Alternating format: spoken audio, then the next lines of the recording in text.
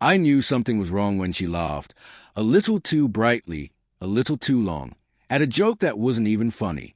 It was a kind of laugh that didn't reach her eyes, but reached mine like a knife. Across the crowded restaurant, Emma tilted her head toward him. Mark, her new co-worker. I'd met him once before, briefly, at her office Christmas party. He'd shaken my hand with a grip that lingered a second too long, the kind of handshake that says I know something you don't. Now, months later, I watched them from the corner of our booth as she leaned closer to him, fingers brushing his sleeve. It was supposed to be a casual group dinner. Emma had invited me to meet her team, but the rest of the team had canceled, apparently. Funny how that happens. When she finally turned back to me, her smile faltered. "You're quiet tonight," she said softly, sipping her wine. "I'm watching," I said. "Watching?" "Yeah." I swallowed hard, trying to figure out when my wife started looking at another man like that. The air went heavy. Mark shifted uncomfortably, murmured something about taking a call, and disappeared toward the bar. Emma's face hardened. "Oh, come on, Daniel. Not this again." "This again?" My voice cracked, low but trembling with fury. How many times have I been imagining things, Emma? How many times have I told myself I'm paranoid? She set her glass down with a thud. "You're jealous. That's your problem. I can't even have a conversation without you assuming the worst." "Then tell me I'm wrong," I said. "Tell me there's nothing between you two. Look me in the eye." She did, but her eyes darted away too soon. And that's when something inside me shifted. It wasn't anger anymore. It was clarity. Cold, precise, and final. I pushed my chair back. "I'm going home," I said. She blinked. "What?" "You heard me." "Daniel, don't be ridiculous." "Ridiculous is pretending I don't see what's in front of me." Her voice rose, sharp now, the way it always did when she was cornered. "Go home if you're jealous. Then, I'm not babysitting your insecurity." And just like that, she handed me the only permission I needed.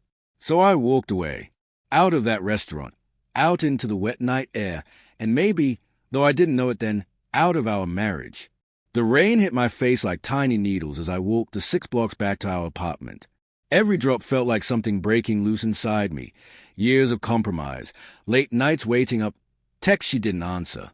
By the time I reached our building, my hands were shaking, not from the cold, but from the realization that I'd been losing her long before tonight. I didn't pack anything right away. I just sat in the dark living room, staring at the framed photos on the wall. Us at the beach. Us at our wedding. Us, smiling at a life that no longer existed. When she came home hours later, her mascara smudged, her perfume clinging to the air between us, she didn't speak right away. She just stood in the doorway, wet hair plastered to her face. "You really left," she whispered. "I told you I would." She dropped her purse, crossed her arms. "You made a scene." Mark was humiliated. I laughed, a sound that didn't feel like mine. Mark was humiliated. "I didn't mean." "Yes, you did." For a long moment, silence filled the space where love used to live. Then I said, quietly, "I know, Emma. I know about the hotel receipts. The ones you hid in your car." Her lips parted. She didn't even try to deny it. Just turned away, her shoulders sinking, like the truth was finally too heavy to carry. "How long?" I asked. 3 months. Her voice was barely a whisper. "It just happened. You were so distant.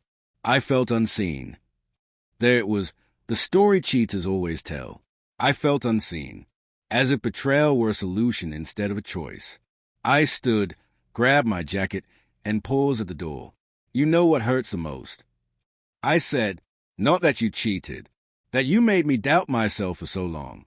You turned my instincts into paranoia." She turned toward me, tears streaking her cheeks. "Please, don't go. We can fix this." I looked at her, really looked at her, and realized that even if we tried, even if we patched it together, I'd never look at her the same way again. "I already did," I said, "by leaving." That night, I drove until sunrise. I didn't know where I was going. only that anywhere was better than pretending. I ended up by the lake where we used to go when we were dating, back when love was easy. The water was still, the sky bruised pink and gold. For the first time in months, I felt peace, not happiness, not relief, but peace. It's been a year since that night. People still ask if I regret it.